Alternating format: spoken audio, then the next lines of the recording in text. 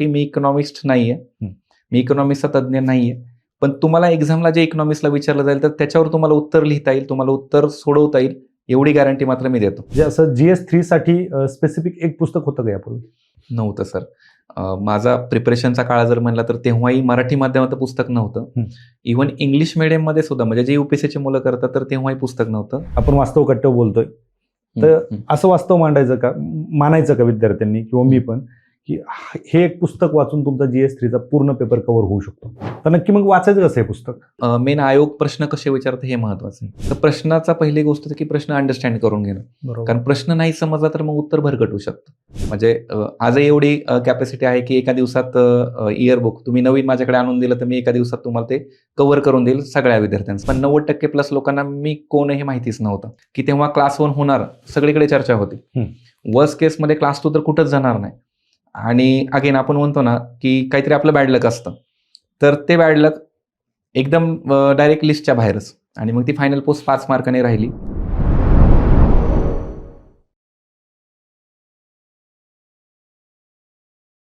मित्रांनो नमस्कार. ऑनलाईन आणि ऑफलाईनच्या वादामध्ये 1 महिन्यानंतर तब्बल इंटरव्ह्यू घ्यायला परत सुरुवात केलेली आहे.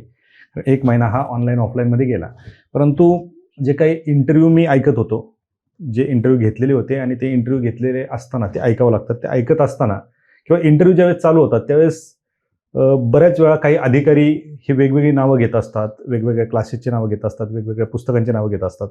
पण काही अशी नावे आहेत ज्यांना आपण छुपे रुस्तुम म्हणतो, की ती नावे कुठे जास्त सोशल मीडियावरती म्हणा किंवा पब्लिकमध्ये समोर चेहरे नसतात, परंतु त्यांची नावं मात्र वास्तव कट्ट्यावरती येत असतात. त्यातलंच एक असं नाव आहे की जे नाव मी ऐकत होतो त्या नावाविषयी विचार करत असताना मला एक फोन आला आणि समोरून आवाज आला की प्रमोद वडवकर बोलतोय. तर ॲक्च्युली प्रमोद सरांविषयी सांगायचं झालं तर त्यांच्याविषयी फक्त मी ऐकून होतो, नाव त्यांचं मला माहिती होतं, परंतु ज्यावेळेस त्यांचा फोन आला तो योगायोग म्हणावा की काय माहीत नाही, परंतु ज्यावेळेस नाव ऐकलं आणि त्यांना सांगितलं की सर आत्ताच जस्ट एक इंटरव्ह्यू ऐकत होतो, त्या इंटरव्ह्यूमध्ये तुम्ही त्या गेस्ट म्हणजे माझ्याकडे जे गेस्ट होते, जे अधिकारी होते, त्यांचे मेंटर होते आणि तुमचं नाव त्यांनी घेतलं. तो योगायोग होता. त्यांनी फोन यासाठी केला होता की त्यांचं एक पुस्तक आलं होतं आणि ते पुस्तक जे आहे ते पुस्तक म्हणजे सामान्य अध्ययन पेपर 3 आपला राज्यसेवेचा जो काही UPSC प्रमाणे सिलेबस बदललेला आहे डिस्क्रिप्टिव्हचा, त्याच्यामधला जो काही 3 नंबरचा पेपर आहे सामान्य अध्ययन, तर ते माझं पुस्तक आलं हे सांगण्यासाठी सरांनी फोन केला होता. तो योगायोग सांगतो यासाठी की त्याच दिवशी तो इंटरव्ह्यू झाला होता, मी ऐकत होतो आणि तो इंटरव्ह्यू ऐकून झाल्याच्या नंतर सरांचा फोन आला. खरं तर सर वास्तव कट्ट्यावरती तुमचं खूप खूप स्वागत. कारण सरांना आज आवर्जून यासाठी बोलवलंय की सरांचं म्हणजे एक 4-5 पॉडकास्ट जरी झाले तर ते 4-5 पॉडकास्टमध्ये एक तरी अधिकारी सरांचं नाव घेत असतो. खरं तर सरांचा परिचय आधी करून देण्याऐवजी मी ह्या गोष्टी का सांगितल्या, कारण आज राज्यसेवेची तयारी करणारा असेल किंवा MPSCची तयारी करणारा प्रत्येक विद्यार्थी हा सरांना ओळखतोय आणि सरांचं नुकतंच हे पुस्तक आले. म्हणजे जर सरांचा जर अनुभव जर आपल्याला जे काही नवीन विद्यार्थी असतील त्यांना जर सांगायचं झालं तर सरांची उमेद अकॅडमी आहे, त्याचे ते सर संचालक आहेत. आजपर्यंत मला वाटतं सर 4 तुम्ही MPSCच्या मेन्स दिलेल्या आहेत. हो सर. एक इंटरव्ह्यू दिलेला आहे. UPSCच्या 2 मेन्स दिलेल्या आहेत. UPSCचा एक इंटरव्ह्यू दिलेला आहे. IBचा एक इंटरव्ह्यू दिलेला आहे. सरांनी राहुरी कृषी विद्यापीठामध्ये सरांनी मार्गदर्शन केलेलं आहे. त्याच्यानंतर मला वाटतं वसंतराव नाईक मराठवाडा विद्यापीठामध्ये कृषी विद्यापीठामध्ये देखील सरांनी विद्यार्थ्यांना मार्गदर्शन केलेलं आहे. आणि सगळ्यात महत्त्वाचं म्हणजे टेलिग्रामपासून सुरू झालेला हा प्रवास आज हजारो अधिकारी घडवण्यामध्ये त्याचं रूपांतर झालेलं आहे. ते कसं काय ते आपल्याला सांगायचं आहे, परंतु यासोबतच फक्त विद्यार्थ्यांना शिकवणं असेल, UPSCचं प्रिपरेशन, त्याच्यानंतर MPSCचं प्रिपरेशन, नंतर विद्यार्थ्यांना गायडन्स, यासोबतच सरांचे जे काही वेगवेगळे छंद आहेत, जे कविता करणं असेल, प्रवासाचं वर्णन करणं असेल आणि त्याच्यामध्ये तुम्हाला प्रभाव नावाने देखील ओळखलं जातं, त्याच्यावरती आपण येऊयात. परंतु ह्या सगळ्या गोष्टी होत असताना तुमचा प्रवास पण आपल्याला जाणून घेणं तेवढंच गरजेचं आहे. पण तत्पूर्वी पुन्हा एकदा ह्या सर्व MPSCच्या विद्यार्थ्यांकडून तुमचं स्वागत करतो. त्याचं कारण हे की आज तुम्ही विद्यार्थ्यांना मी पाहतो की सुरुवातीपासून तुम्ही टेलिग्रामवरती प्रश्न टाकण्यापासून ऑडिओपासून ह्या ज्या सगळ्या गोष्टी केलेल्या आहेत, विद्यार्थ्यांना सुरुवातीला मोफत अल्प दरामध्ये विद्यार्थ्यांना तुम्ही मार्गदर्शन करतायत आणि कुठलाही गवगवा न करता, कुठलीही जाहिरात न करता ह्या सगळ्या गोष्टी तुम्ही करताय. आणि विद्यार्थी ज्यावेळेस वास्तव कट्ट्यावरती असं एखादं अननोन नाव घेतात आणि वारंवार घेतात, त्यावेळेस उत्सुकता लाभली की का मी खरं तर तुमच्या पुस्तकामुळे मी तुम्हाला बोलवलेलं नाही, पण विद्यार्थी नाव घेतात आणि तुम्ही त्यांचे मेंटर आहात. नक्की काय आहेत प्रमोद वडवकर हे जाणून घ्यायचं होतं, म्हणून खरं तर तुम्हाला बोलवलं. पुनश्च एकदा आपलं खूप खूप स्वागत. खूप खूप धन्यवाद सर. काय आता एवढ्या गोष्टी मी सांगितल्या, हे पुस्तक तुम्ही सामान्य अध्ययन GS3चं जे काही पेपर पुस्तक तुम्ही आणलंय, हे काय असं एका रातोरात आलेलं नसेल. काय नक्की तुम्ही स्पर्धा परीक्षेची तयारी करत होता, सुरुवात कुठून झाली होती? सुरुवात सांगायला आवडेल की एज्युकेशन चालू होतं पुण्यामध्ये. पोस्ट ग्रॅज्युएशनला होतो मी. माझं MCA झालेलं आहे. MCA करत करत असताना पुण्यामधल्या बऱ्याच गोष्टी माहिती व्हायला लागल्या. आधी मी ग्रॅज्युएशनला बारामतीला होतो विद्याप्रतिष्ठानला, पण मग तेव्हा तेवढा अवेअरनेस नव्हता आणि बारामतीला गेलो ते गावाकडनं थेट तिथपर्यंत, त्यामुळे थोडंसं एक सेमी अर्बन टाईप झालं आणि नंतर मग पुण्यात आलो PG केलं. माझी डिग्री कॉम्प्युटरमध्ये असल्यामुळे खूप पुढे चांगलं फ्युचर होतं, IT मध्ये चांगले जॉबच्या संधी होत्या. पण पुण्यात आल्यामुळे ज्या गोष्टी समजल्या, सोशो कल्चरल गोष्टी समजायला लागल्या आणि स्पर्धा परीक्षेचं वातावरण समजलं. मग त्या वातावरणात कुठेतरी मिक्स झालो आणि मग ते मिक्स होऊन पूर्णतः स्पर्धा परीक्षेमध्ये उतरलो आणि मग सुरुवात झाली UPSC. त्याच्या आधी माहित नव्हतं का स्पर्धा परीक्षा? फक्त ऐकलेलं होतं, पण त्याच्यात काय असते काहीच कल्पना नव्हती. मग ते पुण्यात आले होते, वातावरण म्हणते ते वातावरणात आले का? पण ते वातावरणात डायरेक्टली नाही आलो. प्रसंग असा घडला होता की मला म्हणजे कॉम्प्युटरमध्ये खूपच आवड होती आणि तेव्हा अँड्रॉइड एमर्ज होत होतं. मग मी अँड्रॉइडचे क्लासेस उन्हाळ्यात करायचे म्हणून मी थोडं अर्ली पुण्यात आलतो. 2012ची नंतरची गोष्ट आहे ती. आणि JM रोडला एक मला क्लास मिळाला होता, म्हणजे ऑनलाईनच, की मग त्यांनी बोलवलं होतं या म्हणून तुम्ही बघून जा वगैरे, माहिती घेऊन जा. मग तिथे आलो आणि बरेचसे आता जे क्लासेस वगैरे तेव्हा पुण्यात होते, तर असे बोर्ड्स वगैरे लागले होते आणि तेव्हा मला वाटते उन्हाळ्याचा काळ होता आणि UPSCचा नुकता रिझल्ट लागला होता. तर गणेश कलाला एक प्रोग्राम ठेवलेला होता आणि मग त्या प्रोग्रामला मी गेलो. युनिक अकॅडमीचा तो प्रोग्राम होता. साल कोणतं होतं? 2012 असेल अराउंड. त्यावेळेस तो काळ होता. हो, तो काळ होता. फर्स्ट इयर माझं झालं होतं MCAचं आणि मला अँड्रॉइडचं खूपच असं कुतूहल होतं की हे नवीन येतंय. मोबाईल काही आलते मोजकेच. तेव्हा नोकियामध्ये एक सिम्बियन नावाची एक OS होती, कारण आमचं कॉम्प्युटर सगळं सॉफ्टवेअरमध्ये होतं. आणि इकडे आलो आणि ते जे ऐकलं होतं MPSC UPSC आहे असं, आणि मग तो प्रोग्रामचं शेड्यूल समजलं, मी डायरेक्टली प्रोग्रामला गेलो आणि मग त्यातून बऱ्याचशा टॉपर्स वगैरे माहिती झाली आणि कुठेतरी मग त्या गोष्टी रिलेट होतात की हां, आता आपलं इकडं कला होऊ शकतो वगैरे. मग तरी पण मग माझं एज्युकेशन सुरू होतं. मग त्या दरम्यानच्या काळात मग माहिती अजून मिळायला लागली, तर असं वाटलं की हां, होऊ शकतं हे, आणि मग डायरेक्टली UPSCला सुरू केलं. मग काही लोक जोडले गेले त्या दरम्यानच्या काळामध्ये आणि मग UPSC करायचं. इंग्लिश मध्ये मी शिकत होतो, पण तरी इंग्लिशमध्ये तेवढा होल्ड वाटत नव्हता. मग UPSCला आपल्याला ऑप्शन आहे, संविधानाने आपल्या सगळ्या लँग्वेज दिलेल्या आहेत, तर आणि त्याच्यामधून UPSC आपल्या संधी देते. मग मराठी माध्यम घ्यावं म्हटलं. मराठी माध्यमासाठी मग प्रवीण चव्हाण सरांकडे आलो. मग मराठी साहित्य ऑप्शनल निवडला आणि मराठी साहित्य शिकलो. त्याच्यामध्ये मग UPSCचं प्रिपरेशन ओव्हरऑल सुरू झालं. पण ते प्रिपरेशन करत असताना आपल्याकडे अडचण अजूनही आजपर्यंतही आहे की म्हणजे UPSC आपल्याला ऑप्शन काय देते की तुम्ही ऑप्शनलसाठी एक लँग्वेज चूज करू शकता आणि जनरल स्टडीजचे जे विषय आहेत, सामान्य अध्ययन आणि एसे, ते याच्यासाठी एक भाषाचं माध्यम तुम्ही कोणतंही घेऊ शकता. दोन वेगवेगळ्या मीडियम मध्ये करू शकतो. तर निबंध प्लस GS, तर त्याला आपण एकत्रित एक भाषा निवडू शकतो, जी आपली मातृभाषा असेल किंवा इतर भाषा पण निवडू शकतो. म्हणजे आपण जरी महाराष्ट्रात राहिलो असेल, मग आपल्याला हिंदीत लिहायचं, हिंदीत पण लिहू शकतो, पण मग तो आपल्या चॉईसवर. आणि ऑप्शनलही तुम्ही तुमच्या मातृभाषेतही लिहू शकता किंवा इंग्लिशमध्ये. बरीचशी मुलं काय करतात की संदर्भ साहित्य ऑप्शनलचं नसल्यामुळे तिथे इंग्लिशच मीडियम ठेवतात आणि GSला बऱ्यापैकी जमतं. किंवा मेन म्हणजे माध्यम का निवडतो आपण, तर आपण ज्या भाषेत चांगलं एक्सप्रेस होतो, आणि ऑप्शनलला वगैरे मटेरियल बरंचसं इंग्लिशमध्ये असतं, तर ते होऊन जातं. पण निबंधाला आपल्याला एक्सप्रेस होताना ग्रॅमॅटिकली अडचण येत असतील वगैरे, तर मग आपण आपल्या मातृभाषेत चांगलं एक्सप्रेस होतो. म्हणून मग निबंध आणि GS त्यात उतरलो, म्हणजे मराठी माध्यमातून. पण अडचण अशी जाणवायला लागली की जे UPSCचे सब्जेक्ट आहेत त्याच्यामध्ये मग GS 1, 2 त्याला एवढी अडचण यायची नाही, किंवा काही संदर्भ साहित्य मिळायचे मराठीत, काही क्लासेसच्या नोट्स पण मिळायचे. पण सामान्य अध्ययन 3 जो आहे की ज्याच्यामध्ये सब टॉपिकच जास्त आहेत, सब टॉपिक 5+ आहेत. मग त्याच्यामध्ये अर्थव्यवस्था आहे, कृषी आहे, त्याच्यामध्ये अंतर्गत सुरक्षा आहे, त्याच्यामध्ये विज्ञान तंत्रज्ञान आहे, त्याच्यामध्ये आपत्ती व्यवस्थापन आहे, पर्यावरण आहे. मग हे सगळे सब्जेक्टचं मटेरियल कन्सोलिडेटेड UPSCमध्ये मराठी माध्यमात विशेष मिळायचंच नाही. काही क्लासेसच्या मोजक्या नोट्स मिळायच्या, किंवा आपल्याकडे मार्केटमध्ये जी पुस्तकं आहेत स्टँडर्ड, की जे MPSCमध्ये वापरतात मराठी माध्यमातली, पण ती त्या सिलेबसला मॅच होत नव्हती. बरोबर, म्हणजे प्रत्येकाचं वेगवेगळं असेल ते. हो, मग प्रत्येकाचं थोडं थोडं वेगळं होतं. आणि तेव्हाचा जमाना म्हणजे इनिशियलचा म्हणेल, अगेन खूप जुना पण नाही, पण अगेन ही AI रिव्होल्युशन जी आत्ताच्या काळात आली पोस्ट कोविड, तर ते प्री कोविड विशेष गोष्टी नव्हत्या आणि तेव्हा ती अडचण खूप जाणवत होती मराठी माध्यमात. मग लिटरली सर आम्ही कन्वर्ट करायचो बऱ्याचशा गोष्टी, की ॲटलिस्ट डिक्शनरीमधनं मेन शब्दाचा जरी अर्थ समजला तरी बाकीची वाक्यरचना आपण करू शकतो. मग तेव्हाची जाणवलेली अडचण आणि नंतरच्या काळात टीचिंगमध्ये असतानाची मुलांची जाणवलेली रिक्वायरमेंट आणि आत्ता MPSCने जो सिलेबस बदलला, तर ह्या सगळ्या प्रवासामधला जो काय अनुभव आला तर त्याच्यातनं मग पुस्तकामध्ये येण्याचं ते एक ठरवलं आणि मग ते झालं त्याच्यामध्ये. ओके. या पुस्तकाकडे मला परत यायचं आहे, कारण आता हे 5 सब्जेक्ट एकत्र करून तुम्ही हे पुस्तक केलेलं आहे. हो. आणि माझ्या माहितीत असं आहे की असं पुस्तक नाही आहे यापूर्वी. नाही. जे असं GS3 साठी स्पेसिफिक एक पुस्तक होतं का यापूर्वी? नव्हतं सर. माझा प्रिपरेशनचा काळ जर म्हणला तर तेव्हाही मराठी माध्यमात पुस्तक नव्हतं. इव्हन इंग्लिश मिडियममध्ये सुद्धा म्हणजे जे UPSCची मुलं करतात तर तेव्हाही पुस्तक नव्हतं. त्याची कारणे आपल्याला जाणून घ्यावी लागतील.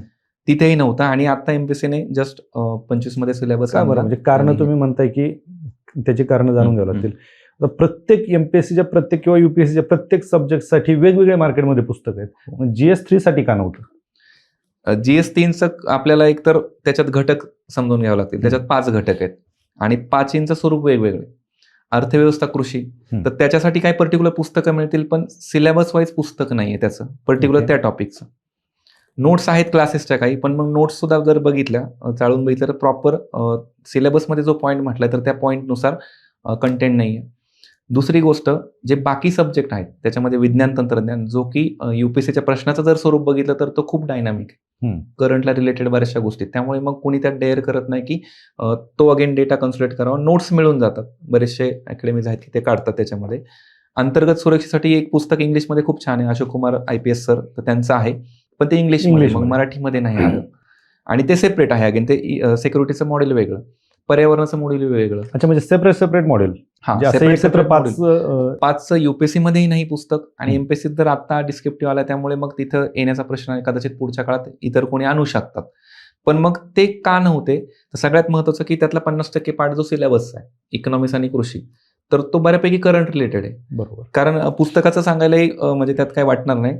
पुस्तक जेव्हा आपण तयार करत होतो तर तयार करत असताना भारतीय अर्थव्यवस्था GDP नुसार जगामध्ये 4थ्या क्रमांकाला होती आणि पुस्तक प्रिंटला जाण्याच्या फेजमध्ये मग आपण एडिट त्याच्यामध्ये अपडेट नाही केल्या आणि सडनली मी आता त्याच्यावरती लेक्चर घेत असताना आता मधल्या काळामध्ये आपली इकॉनॉमी डायरेक्टली 6व्या क्रमांकावरती गेली. पुस्तकात संदर्भ 4थ्याचा सापडेल. मग हे जे चॅलेंजेस आहेत, तर हे चॅलेंजेस बघून कोणी त्याच्यात उतरलं नाही तेवढं. कारण कधी चेंज होईल ते सांगता येत नाही, प्रत्येक वेळेस पुस्तक चेंज नाही करू शकत. तर साधारणपणे आपल्याला थोडा वर्षभरात वेळ घ्यावा लागतो. पण मग याच्यात पुस्तकात आणण्याचा पर्पज काय की जे आपल्याला UPSC साठी असेल किंवा MPSC डिस्क्रिप्टिव्हला आपल्याला लागणार आहे उत्तर लेखन, तर आन्सर रायटिंग खूप महत्वाची आणि डिस्क्रिप्टिव्ह पॅटर्न आहे. सो त्या डिस्क्रिप्टिव्ह पॅटर्नमध्ये आपल्याला एक तो फॉर्मॅट महत्वाचा असतो, त्या फॉर्मॅटमधलं कंटेंट गरजेचं आहे. ठीक आहे की चालू घडामोडीमधून आपण तो कंटेंट कव्हर करू शकतो, पण पुस्तकामुळे एक आपल्याला स्ट्रक्चर मिळेल आणि फक्त ह्या पुस्तकामुळेच नाही तर अनेक जी पुस्तकं आहेत मार्केटमधले त्याच्यामुळे आपल्याला एक स्ट्रक्चर मिळतं. म्हणजे लक्ष्मीकांत सरांचं पॉलिटीचं पुस्तक आहे, कदाचित पॉलिटीच्या काही अमेंडमेंट झाल्या किंवा काही बदल झाले तर ते इमिजिएट नाही यायचे, मे बी नेक्स्ट एडिशनला येते, आपण ते कव्हर करून घेतो आणि तो सब्जेक्ट तसा डायनामिकही नाही, त्यामुळे ते एका पुस्तकावर आपण रिलाय राहू शकतो. फक्त या टॉपिकची अडचणच ती होती की करंटमध्ये बऱ्याचशा गोष्टी बदलत आहेत, विज्ञान तंत्रज्ञानामध्ये बऱ्याचशा गोष्टी बदलत आहेत, तर मग त्या जर आणल्या आणि उद्याच बदलल्या तर कसं, म्हणून कोणी डेअरिंग केली नाही. पण मला मी सांगायला आवडेल कशी केली डेअरिंग यामुळेच केली की संदर्भ साहित्य नाही, मराठी माध्यमात मुलांना शब्दाची अडचण येते, डेटा आपण कुठूनही घेऊ शकतो, शब्दाला भाषेचं म्हणजे त्या आकड्यांना भाषेचं काय अडचण नाहीये. इंग्लिशमध्ये 1976 आहे आणि मराठीमध्ये 1976, पण मराठीत एखादा शब्द म्हणजे आपण म्हणूया की पायाभूत सुविधा, इन्फ्रास्ट्रक्चर, तर आपल्याला इन्फ्रास्ट्रक्चर लिहायचं पायाभूत सुविधा आपल्याला ते लिहावं लागलं आणि तो जमतो, पण बरेचसे असे कीवर्ड्स आहेत की ते आपल्याला लवकर आठवत नाहीत आणि उत्तर लेखन शेवटी तिथं आपल्याला वेळेचं बंधन. पेपर 3 तासाचा असतो आणि त्याच्यामध्ये ऑलमोस्ट 20 प्रश्न आपल्याला अटेम्प्ट करायचे. मग ते कुठेतरी आपल्या यूज टू झालं पाहिजे, म्हणजे जसं आपण पटपट बोलतोय तर ते पटपट जमलं पाहिजे लिखाणाला, तो स्वरूप मिळेल. बऱ्यापैकी डेटा मिळेल, असं नाही की 100% डेटा बदलतो. बरोबर. येस. मग आता याच्यामध्ये 100% डेटा बदलत नाही, पण आता तुम्ही जसं सांगितलं की GDP आपला 4थ्या नंबरला आपण होतो, आता 6व्या नंबरला गेलोय. तर पुस्तक ज्यावेळेस समजा माझ्यासारखा एखादा वाचत असेल कदाचित तो 4थ्या नंबरलाच वाचून तो पेपरला जाऊ शकतो. बरोबर. याला काय आहे का किंवा त्या विद्यार्थ्यापर्यंत ते पोहोचण्यासाठी? आता पुस्तकाची रचना करताना जिथं हम्म. करंटचा डेटा आहे, तर मुद्दामून आपण काय केलं की पुस्तकाची एडिशन येत असताना की साधारणपणे ज्या वेळेस आपण याला डेटाला फायनलाइज करतोय तर तिथपर्यंतचा डेटा आपण तसं मेन्शन केलेलं आहे. डेट. हा, जून एंड पर्यंतचा वगैरे असं. तर तो एक भाग झाला. आणि आपण त्याच्यामध्ये सांगताना किंवा लेक्चरमध्ये सांगताना सांगतोच की करंटच्या गोष्टी तुम्हाला जर ज्या बदलल्या तर त्या ॲडिशन कराव्या लागतील. आणि सर उत्तर लेखनामध्ये सुद्धा एक कौशल्य आहे की साधारणपणे आपल्याला डेटा एक्झॅक्ट जरी नसेल तरी पण लिहिता येतं. जसं आता MCQ मध्ये कसं की आपल्याला क्वेश्चन विचारला तर तिथं एक्झॅक्टच आपल्याला पॉईंटमध्येच लिहावं लागणार ते, म्हणजे तो मार्क ऑप्शन मार्क करावा लागेल. बरोबर. पण डिस्क्रिप्टिव्हमध्ये आता मी उदाहरण जर सांगायचं झालं की आपला जो फॉरेक्स आहे किंवा आपल्याकडे परकीय चलन साठा म्हणतो, ज्यासाठी आपल्याला पेट्रोल डिझेल आयात करतो, आपण सोनं आयात करतो, त्याला आपल्याला डॉलरमध्ये पैसे मोजावे लागतात. तर मागच्या वर्षी आपला तो परकीय चलन साठा $700 बिलियन प्लस गेला होता. आणि फर्स्ट टाइम झालं होतं असं. मग 700 बिलियन प्लस झाला आणि तो आता कमी झाला परत. आता तो 600-650 प्लस आहे, म्हणजे 780च्या आसपास, 680च्या आसपास आहे. तर मग त्याच्यात मी असं विद्यार्थ्यांना सांगत असतो किंवा बाकी टीचर पण सांगतात की आपल्याला डेटा अप्रॉक्स म्हणजे एक्झॅक्ट नाही लिहायचा, अप्रॉक्स लिहायचं की आपला परकीय चलन साठा $680 आसपास, बिलियन डॉलरच्या आसपास आहे. सेम तसं आता हे GDPचा एक्झॅक्ट आकडा झाला, पण इतर असे अनेक आकडे आहेत की जे आपण अप्रॉक्स लिहू शकतो. बरोबर. त्यामुळे शब्द खूप महत्त्वाचे आहेत. सुमारे, आसपास, जवळपास. तर ह्या शब्दामुळे आपल्याला अडचण येत नाही डेटाची ऍक्च्युली. ओके. मग आता हे जे पुस्तक आहे, एक तर 5 सब्जेक्ट, हो त्याच्यामध्ये करंटशी रिलेटेड सगळ्या गोष्टी, हो चेंजेस होऊ शकतात. हो. आता हे 5 सब्जेक्ट तुम्ही एकत्र करून हा GS3चा पेपर कम्प्लीट करून विद्यार्थ्यांना दिला. हो.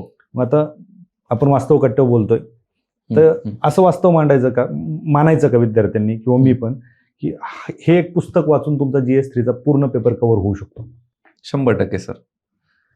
आता फक्त त्याच्यात आपल्याला अगेन थोडं कोट अँड कोट स्टार म्हणतो ना काही गोष्टी. पहिली गोष्ट तर सिलेबस तुम्हाला एकाच बुकमध्ये मिळतोय. बरोबर. 250 मार्काचा पेपर आहे. आयोगाने सिलेबस आपल्याला दिलेला आहे. तर सिलेबसचं जे स्ट्रक्चर आहे, आणि मेन परत मी त्याच मुद्द्याकडे येईल की आन्सर रायटिंग खूप महत्वाचं आहे. बरोबर. कुठलाही एक इश्यू घ्या, तर त्या इश्यूचं तुम्हाला इंट्रो बेसिक माहिती पाहिजे. तो इश्यू काय, म्हणजे त्याचं आपण डेफिनेशन, ती डेफिनेशन झालं तर त्याचे पॉझिटिव्ह, त्याचे निगेटिव्ह, त्याच्यासमोर असणारी आव्हानं आणि सरकारने त्याच्यासाठी सुरू केलेले उपक्रम. एक्झाम्पल म्हणून मी सांगेल की समजा आपल्याकडे MSP आहे. आपण MSP जाहीर करतो पिकांना, मोजक्याच पिकांना, आणि मग MSP त्याच्या टॉपिकमध्ये थेटपणे दिलेला आहे. तर मग MSP काय हे माहिती पाहिजे आपल्याला. मग तो कंटेंट दिला. आता MSPची डेफिनेशन बदलणार नाहीये, MSP कशी जाहीर केलं तर हे बदलणार नाहीये. कदाचित MSP कोणत्या पिकाला कोणत्या वर्षी किती दिली हे आकडे बदलतील. त्यामुळे तो डाटा फिक्स झाला. सिलेबस. आपल्याला प्रश्न येताना असे येतात की मग MSP जाहीर करण्यासमोरचे आव्हाने काय, त्या आव्हानावर मात करण्यासाठी सरकारचे उपक्रम काय, आणि मग आपल्या साईडनं उत्तरात आपल्याला लिहावं लागतं. म्हणजे उत्तराचा एक पॅटर्न कसा असतो की इंट्रो, बॉडी, कन्क्लुजन. मग त्याच्यामध्ये आपल्याला वे फॉरवर्ड लिहावं लागतं कन्क्लुजनमध्ये की सकारात्मक काय आहे भविष्यामध्ये. तर ते स्ट्रक्चर तुम्हाला प्रत्येक टॉपिकचं पुस्तकात मिळेल. त्यामुळे सिलेबस पूर्ण कव्हरेज, डेटा आहे, ते स्ट्रक्चर आहे, आणि मग चालू घालवायचं तुमच्या साईडनं, म्हणजे एक विद्यार्थ्यांच्या साईडनं ते आपल्याला ऍड करावं लागेल थोडंसं. बरोबर. म्हणजे नक्की मग वाचायचं कसं आहे पुस्तक वाचत असताना सिम्पल, आपल्याकडे म्हणजे ही स्ट्रॅटेजी सगळ्या सब्जेक्टला लागू होते की त्याच्यामुळे महत्वाचं की आयोगाने सिलेबस काय दिलाय, तो सिलेबस आपण इंट्रोड्यूस केलेला. त्याबरोबर आयोगाने प्रश्न विचारतात. आता MPSC मध्ये म्हणलं तर एकच मेन्स आतापर्यंत झालेली, पण UPSC मध्ये ते 2013 पासून झालेलं आहे. त्यामुळे त्या प्रश्नांचे संदर्भ आहेत. तर त्या प्रश्नांचे संदर्भ प्रश्न आधी आपण बघितले पाहिजेत, सिलेबस, प्रश्न, आणि मग त्यावर आधारित आपल्याला कंटेंट. ओके. मग ते कंटेंट झाल्यानंतर कंटेंट करायचं. मग आता कंटेंट करत असताना अगेन काय की सिलेबस आपण बघितलाय, क्वेश्चन बघितलेत कसे विचारतात, की समजा आता एखादा टॉपिक घेतला की भारताच्या अंतर्गत सुरक्षेसमोर कुठली आव्हाने आहेत. मग भारताची अंतर्गत सुरक्षा काय, अंतर्गत सुरक्षेचा आवाका काय, आणि मग चॅलेंजेस काय, हे कंटेंटमध्ये मिळेल. प्रिव्हियस इयरचा क्वेश्चन आपल्याला तेच सांगतो की असा प्रश्न विचारला, तो कंटेंट केला. पुढे जाऊन कदाचित आव्हाने तर आपल्याला असं विचारलं तर उपाययोजना काय त्याच्यावरती.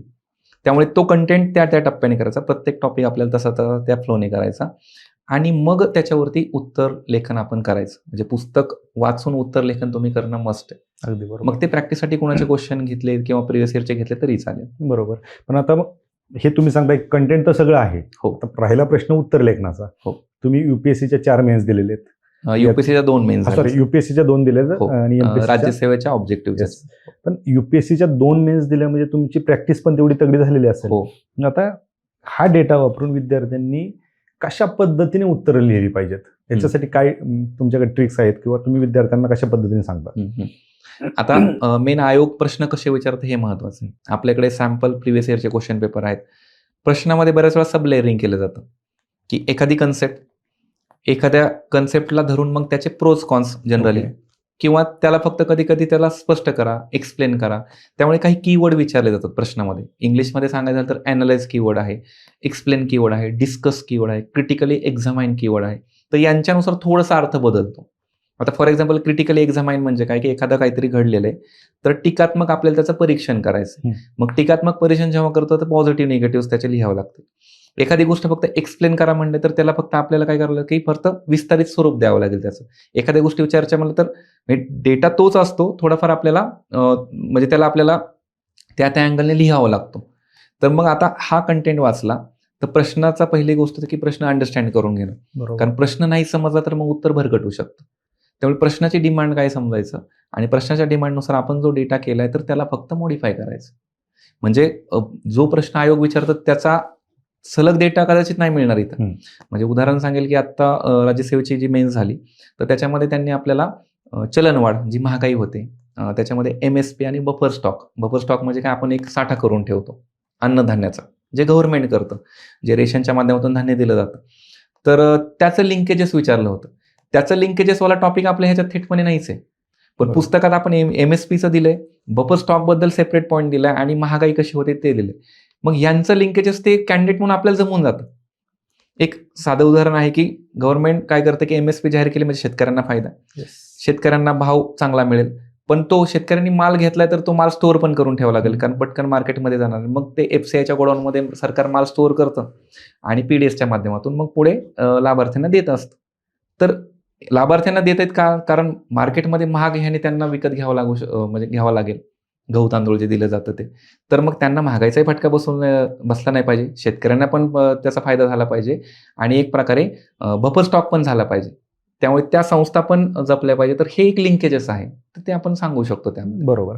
आता जसं की काही अधिकारी, आता सर्वच नाही म्हणत, पण काही अधिकारी हे तुमचं नाव घेत असतात की माझे मेंटॉर प्रमोद वडोकर सर होते किंवा त्यांच्या नोट्स आम्ही वापरल्या, त्याचा फायदा झाला. नक्की हे मेंटॉरिंग कधी सुरू झाले आणि एक बोलण्यातून तुमच्या हे जाणवलं की तुम्ही आधी टेलिग्रामवरती क्वेश्चन टाकायचे, नंतर तुम्ही ऑडिओ लेक्चर द्यायला सुरुवात केली.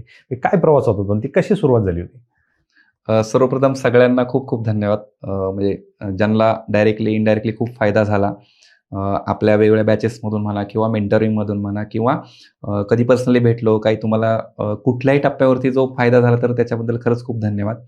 ह्याचा प्रवासाचा जर म्हणाल सर तर अगेन विद्यार्थी दशेत होतो. विद्यार्थी दशा त्याच्यामध्ये मग आपल्याला सगळ्यांमध्ये एक मेन फॅक्टर आहे तो म्हणजे कोविडचा, की कोविड आला आणि कोविड नंतर आपलं जीवन बरंचसं ऑनलाईन झालं, म्हणजे बऱ्याचशा गोष्टी वगैरे. तर मग त्या ऑनलाईनच्या टप्प्यामध्ये टेलिग्राम आधी होतं आपल्याकडे, पण टेलिग्रामवरती जरा जास्त ॲक्टिव्ह झालं आणि आपल्या कॉम्पिटेटिव्ह एक्झामचं म्हणलं की स्टुडंट व्हॉट्सॲप नसेल कोणाकडे पण मग टेलिग्राम असणार. बरोबर. म्हणजे माझ्याकडे पर्सनली 2018ला मी व्हॉट्सॲप अनइन्स्टॉल केलं होतं, ते आता 2026मध्ये इन्स्टॉल केलं. तर ती एक वेगळी जर्नी आहे. मग टेलिग्रामवरती जास्त ॲक्टिव्हिटी चालायच्या आणि मग सुरुवात अशी झाली की MCQs टाकले. आपण जे अभ्यास करतो त्याच्यावरती MCQs बनवायचे. आयोग कसे प्रश्न विचारतात त्या टाईपचे आपण आपल्याही कंटेंटमधून प्रश्न बनवायचे. मग ॲडव्हान्स MPSC नावाचं एक चॅनल आहे आणि त्याच्यामध्ये आमचा मग विद्यार्थ्यांचा ग्रुप होता. तर आम्ही ॲडमिनमध्ये एक 10-15 लोक तिथे होतो. मग प्रत्येकजण आपापल्या विषयानुसार टाकायचं आणि मग तिथून सुरुवात थोडीशी इकॉनॉमिक्स सब्जेक्टची माझी झाली होती, की आपण जे राज्यसेवेला करतोय वगैरे तर त्यातून. आणि मग नंतरच्या काळात कोविडमध्येच ते हळूहळू ऑनलाईन असल्यामुळे मी काही लेक्चर्स बनवले होते.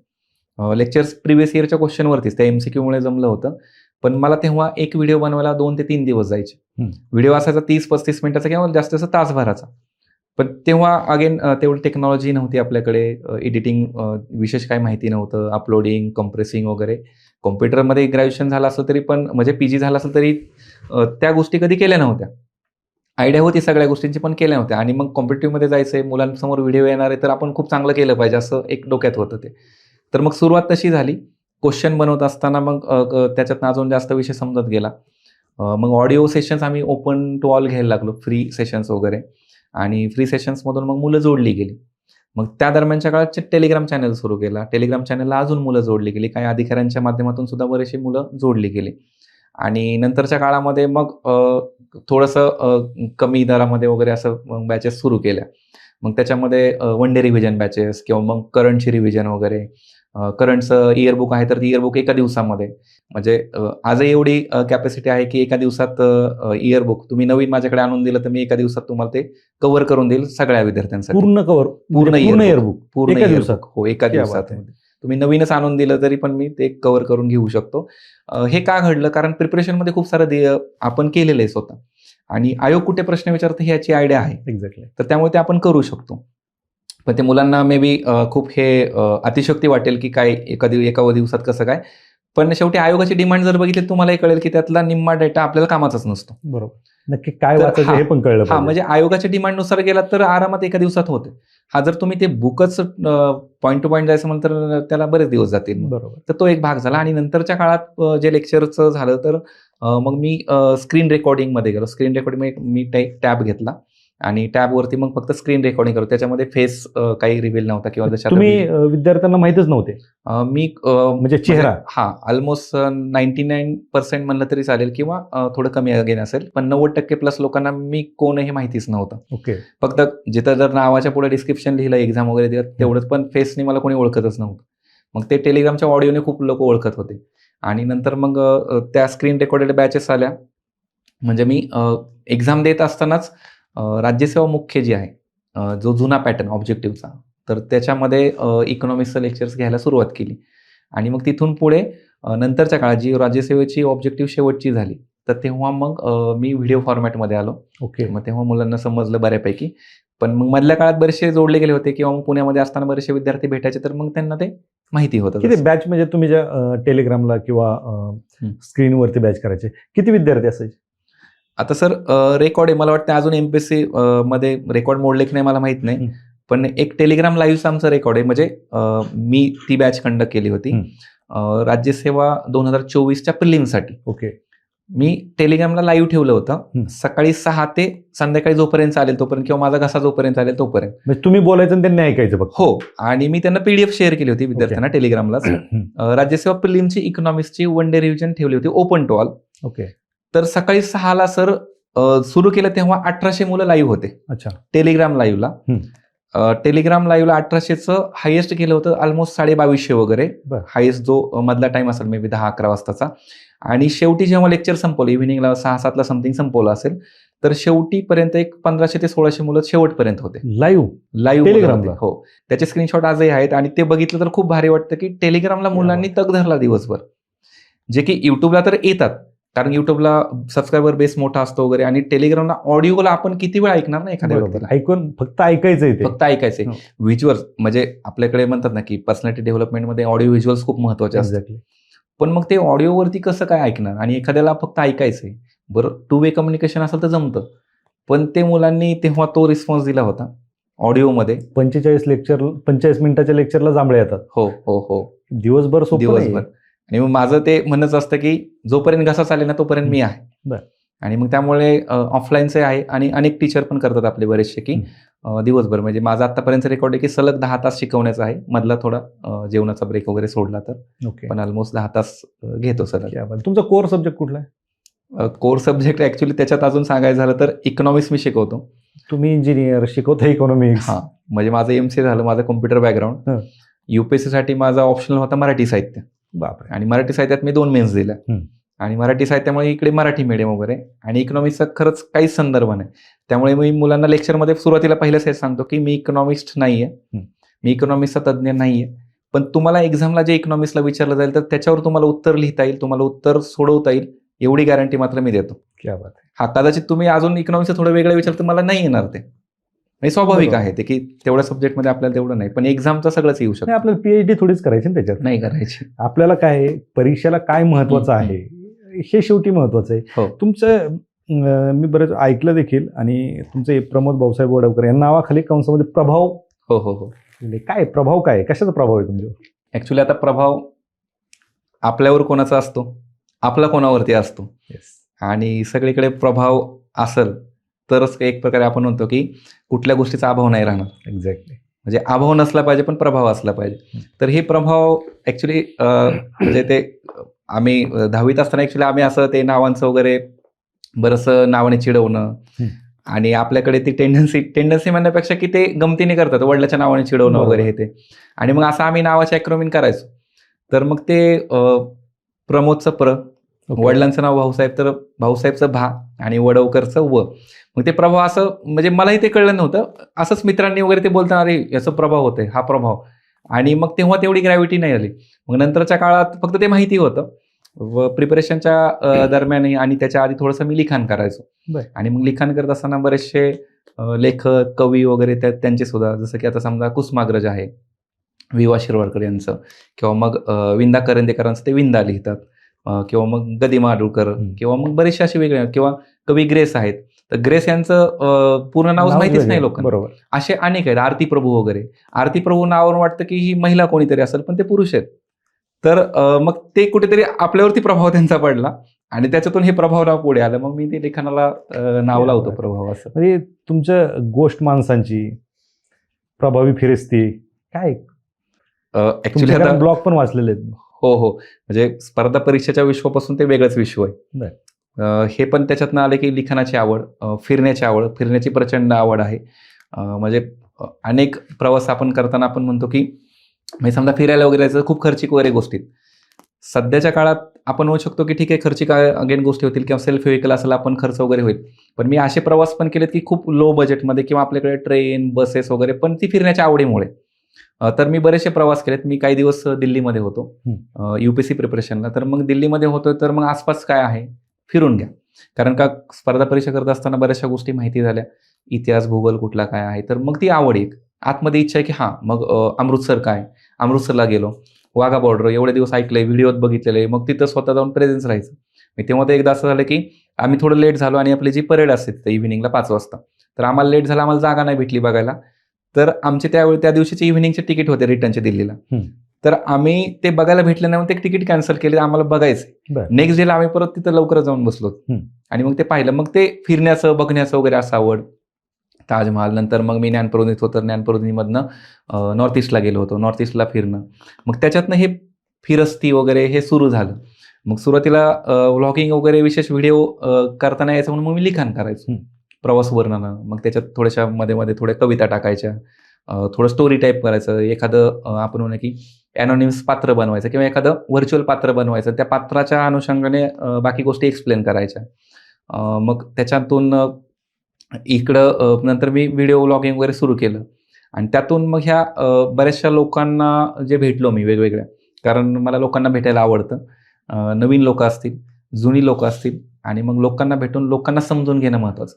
सर चांगल्या लोकांना भेटतं, सगळ्याच लोकांना भेटतो. नाही, मला बरेच दिवस झाला, म्हणजे आपले खूप लेट भेट झाले, चांगल्या लोकांनाच भेटत होते काय फक्त. नाही, सगळ्या लोकांना भेटतो. शेवटी तो माणूस चांगला वाईट आपल्या परसेप्शनवर ठरतो. बरोबर.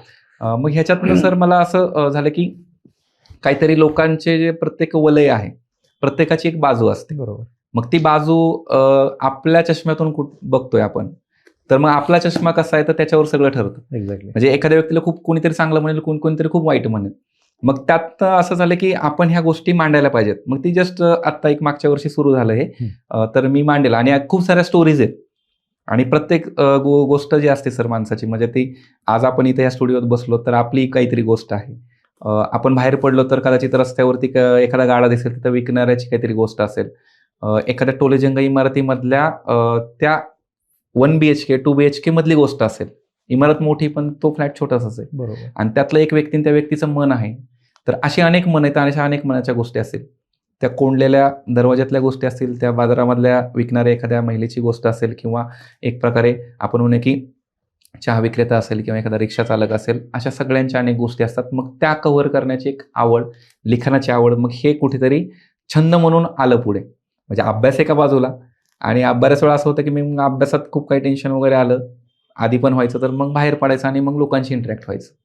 तर हे होत आलं. क्या बात आहे. म्हणजे आवड पण खूप महत्वाची आहे, छंद पण खूप महत्वाचे आहे, आणि तुम्ही ते जोपासताय हे देखील तेवढंच महत्वाचं आहे. मला एक सांगा, तुम्ही 4 राज्यसेवेच्या मुख्य परीक्षा दिल्या, 2 UPSCच्या मुख्य परीक्षा दिल्या, IBचा इंटरव्ह्यू दिला, राज्यसेवेचा इंटरव्ह्यू दिला, UPSCचा इंटरव्ह्यू दिला, सगळे एवढं केलंय, पण मग यश आलं नाही तुम्हाला. काय नक्की आता याच्यातून विद्यार्थ्यांनी पॉझिटिव्ह घ्यायचं की निगेटिव्ह घ्यायचं? काय नक्की काय कारण काय आहेत, किंवा हम्म. फायनल तुम्ही यश अचीव नाही करू शकले? बरोबर. हा प्रश्न तुम्ही राईट टाइमला विचारलाय आणि राईट व्यक्तीला विचारलाय. तर आपल्याला त्याच्या सगळ्या बाजू समजणं खूप महत्त्वाचं आहे.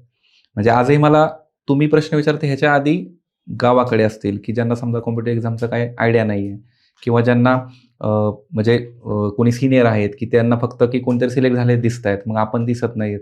मग हे प्रश्न विचारले जातात, का अरे मग एवढे दिवस झालं करतोय, का नाही होते तुझं?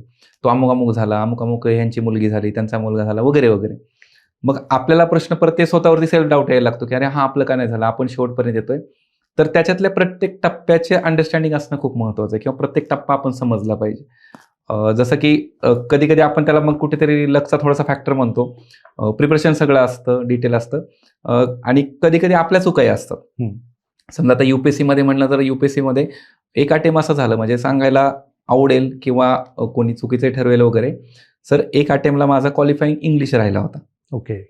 क्वालिफाईंग इंग्लिश राहणं म्हणजे काय, कदाचित बरेचसे नवीन विद्यार्थी असेल, तुम्हाला आयडिया नसेल, किंवा बरेचशांना आयडिया असेल, किंवा ज्यांना कॉम्पिटिटिव्हचं माहिती नाही, पण ते माहिती करून घेणं खूप गरजेचं आहे. तर युपीएससी डिस्क्रिप्टिव्हमध्ये काय आहे, की 2 क्वालिफाईंग सब्जेक्ट असतात आपल्या भाषेचे. एक आपली मातृभाषा आणि एक इंग्लिश भाषा. सगळ्यांना इंग्लिश कंपल्सरी. आणि जे मार्क काउंट होतात तर त्याच्यामध्ये मग निबंधाचा विषय आणि 4 GSचे विषय आणि मग ऑप्शनल. तर असे विषय आपल्याला द्यावे लागतात मुख्य परीक्षेत. पण क्वालिफाईंगचे पेपर पहिल्यांदा चेक केले जातात. मग जे विद्यार्थी त्या क्वालिफाईंगमध्ये पास होतील, तर क्वालिफाईंगमध्ये पास झाले तरच तुमचे पुढचे पेपर चेक होणार, जे आत्ताही लागू आहे. म्हणजे युपीएससीमध्येही लागू आहे आणि आता एमपीएससीच्या राज्यसेवेच्या मेन्समध्येही लागू आहे. मग त्याच्यात असं झालं, की मग सर माझा इंग्लिश विषयच गेला, आणि इंग्लिश विषय तेव्हा इथे 5-6 मार्कांनी तो राहिला, पण शेवटी राहिला ते राहिलाच. त्यामुळे माझे पुढचे पेपर चेकच नाही झाले. आणि असं झालं होतं की तेव्हा बऱ्यापैकी प्रिपरेशन चांगलं झालं होतं. आता अगेन ते जरतरच्या गोष्टी आहेत. जरतरमध्ये आपण खूप जाण्यात पॉईंट नाही, पण गोष्टी ऍक्सेप्ट केल्या पाहिजेत. एक्झॅक्ट. मग तो राहिला. म्हणजे तुम्ही तो प्रश्न विचारला की का नाही, तर अशा वेगवेगळ्या टप्प्यावरती वेगळ्या गोष्टी घडल्या. मग तेव्हा तो झालं. नंतर मला पुढच्या एका मेन्सला मग मार्कच कमी आले, त्यामुळे एंट्री कॉल नाही आला. याच्यामध्ये सीएपेफमध्ये असं व्हायचं की त्याच्यात पण एकाच दिवशी 2 पेपर होतात. त्याची मेन्स एक्झाम सेपरेट नसते, एकाच दिवशी 2 पेपर होतात, एक ऑब्जेक्टिव्ह आणि रिटर्न. तर त्यात आधी मी द्यायचो, तर माझा ओव्हरऑल तो ऑब्जेक्टिव्ह पेपर्स निघायचा नाही. अच्छा. आणि ज्या वर्षी फक्त मग ते की युपीएससी इकडे करत होतो म्हणून फक्त दिला पेपर, तेव्हा दोन्ही निघाले. आणि मग तेव्हा ती मार्जिन नाही भेटली. इंटरव्ह्यूला बऱ्यापैकी मार्क आले, पण मग ओव्हरऑल फायनलमध्ये कन्क्लुजन नाही झालं. IB मध्ये काय झालं माहितीच नाही, मार्क येतच नाही त्यांच्या बाहेर. राज्यसेवेमध्ये असं झालं, राज्यसेवेत मी लेट आलो ऍक्च्युली, कोविडच्या दरम्यानच 20 पासून पुढे आलो, आणि 20 पासून पुढे आलो तर माझ्या सगळ्याच प्री निघत गेल्या, फक्त 23 अपवाद सोडला तर. मग त्याच्यात असं झालं की मुख्य परीक्षेचा तेवढा सुरुवातीला अंदाज नव्हता, त्यामुळे मग मुख्य परीक्षेला मार्क कमी यायचे. पण नंतर मग मुलाखत, आणि मुलाखत मध्ये असं झालं की ते बॅड लक अगेन. तर तिथं अपयशाला कशा बोट ठेवायला जागाच नाहीये. तिथं असं प्रिडिक्शन होतं की ऑब्जेक्टिव्हला चांगले मार्क आहेत, कारण आन्सर की आलेली होती चांगलं, की तेव्हा क्लास 1 होणार, सगळीकडे चर्चा होती. वर्स्ट केसमध्ये क्लास 2 तर कुठंच जाणार नाही. आणि अगेन आपण म्हणतो ना की काहीतरी आपलं बॅड लक असतं, तर ते बॅड लक एकदम डायरेक्ट लिस्टच्या बाहेरच. आणि मग ती फायनल पोस्ट 5 मार्काने राहिली. आणि मग नंतरच्या काळामध्ये मग मी म्हणजे तेव्हा टीचिंगकडे वळलेलो होतो, तर मग पुढे टीचिंगकडे जातो. तर हे त्याचा फायदा इकडे होतो का? म्हणजे आता जे तुम्हाला फेल्युअर आलं, आपण त्याला फेल्युअरच म्हणू. हो, फेल्युअरच नक्कीच. ते फेल्युअर आलं, तुमच्या काही चुका झाल्या असतील, अर्थात काही चुकांमुळेच ते फेल्युअर असतं, किंवा त्याच्यातून काही सुधारणा झाल्या असत्या तर कदाचित ते यशामध्ये रूपांतरित झालं असतं. ह्या सगळ्या गोष्टींचा फायदा तुम्हाला विद्यार्थ्यांना गाईड करताना किंवा विद्यार्थ्यांना मेंटरिंग करताना होतो? 100% सर. आता कधी कधी काय होतं की मे बी आपल्याला कोणीतरी कदाचित तेवढं फोर्सफुल मेंटर असेल कोणी, किंवा कोणी सांगणार असेल. आता सांगणाऱ्यावरती अगेन आपण ते सगळं सोडू शकत नाही अपयश, पण कोणीतरी सांगणार असेल तर ना तो एक पुश भेटतो. ते एक 2 शब्द आपल्याकडे खूप महत्वाचे आहेत, जबाबदारी आणि एक उत्तरदायित्व. तर आपण कोणाला तरी जबाबदार आहेत आणि कोणाला तरी उत्तरदायी आहोत, किंवा आपण जबाबदार आहोत आणि कोणाला तरी उत्तरदायी, अकाउंटेबल असणं. तर तसं असेल तर आपली इफिशियन्सी वाढते.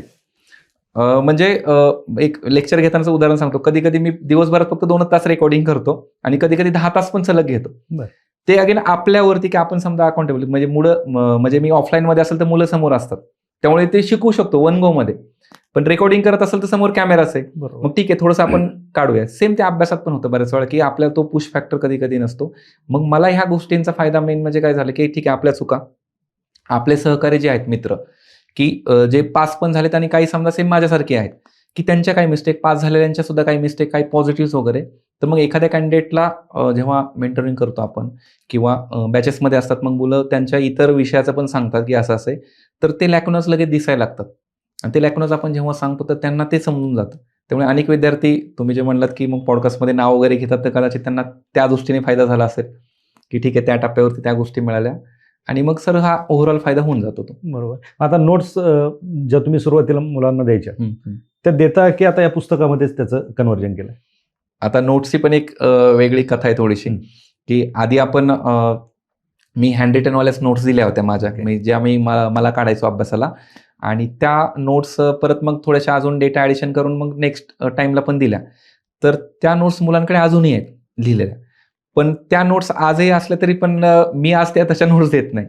कारण मग हळूहळू त्या नोट्सला परत आपण कन्वर्ट केलं, मग टाईप करून घेतल्या. टाईप केलेल्या PDF आपण द्यायचो आणि मग आता पुस्तकामध्ये कन्वर्ट आपण मग ते केलेल्या नोट्स, एक्झामची डिमांड, आयोगाचा सिलेबस, मग याला एकत्रित करून आपण पुस्तकात देतो. आता हँड रिटन तेवढं शक्य नाही होत, त्यामुळे आपण पुस्तकातच दिलंय सगळं. अच्छा.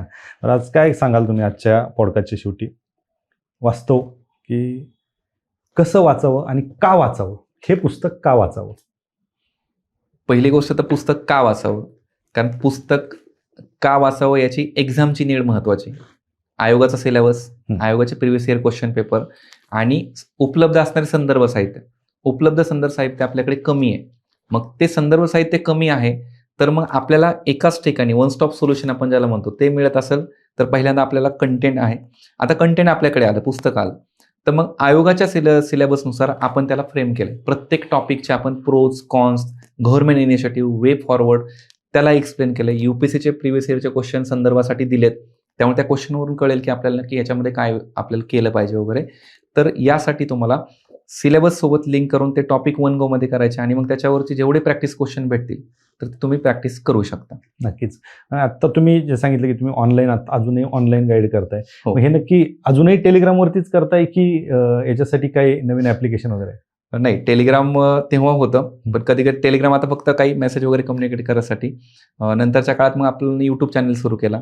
आपलं उमेद क्लासेस नावाने एक आपण ॲप सुरू केलं, तर ते प्ले स्टोअरला आहे, iOSवरती, आणि मग त्याच्यामध्ये आपण मग तिथेही लाईव्ह लेक्चर घेतो, तिथेही रेकॉर्डेड आपले लेक्चर्स असतात आणि त्याच्यामध्ये मग मुलांना काही मेसेज असतात आपण यूट्यूबलाही लेक्चर घेतो. यूट्यूबमध्ये सुद्धा आपण लाईव्ह सेशन्स वगैरे ठेवत असतो. ओके. अशा मोठ्या मोठ्या जाहिराती करता का नाही? विशेष काही नाही, थोडेफार केलं तर. मेन सर आपल्यासोबत जो क्राऊड जोडला गेला, म्हणजे विद्यार्थी आपण म्हणूया, आणि त्याच्यात अनेक यशस्वी विद्यार्थी झालेत आपल्या म्हणजे आपल्या विषयाचा त्यांना कुठे ना कुठे थोडाफार फायदा झाला. तर हे जे क्राऊड जोडलं गेले तर ते ऑलमोस्ट म्हणजे एक 90% प्लस क्राऊड हे माउथ पब्लिसिटीने जोडलं गेले. ओके. म्हणजे कुठलंही कुणाला बाय फोर्स आपण आणलं नाही की तुम्ही हे कराच म्हणून, किंवा कुणी ब्लाइंडली आलं पण नाही की त्यांनी सुद्धा बाहेरमधून म्हणजे माहिती घेऊन वगैरे की हां, ह्या विषयासाठी आपल्याला इकडं जायला पाहिजे. तर हे सर्व विद्यार्थी जोडले गेले तर ते माउथ पब्लिसिटी आणि कुठेतरी त्यांना त्याचा फायदा होतोय म्हणून हे जोडलं गेलेलं आहे. बरोबर. आणि माउथ पब्लिसिटी ही सगळ्यात मोठी हो, सर. पब्लिसिटी असते. कारण आज ॲज अ मेंटॉर म्हणून तुमच्याकडे विद्यार्थी पाहतात आणि बरेच विद्यार्थी नवीन विद्यार्थ्यांना सजेशन देत असतात किंवा तुमचं नाव सजेस्ट करत असतात.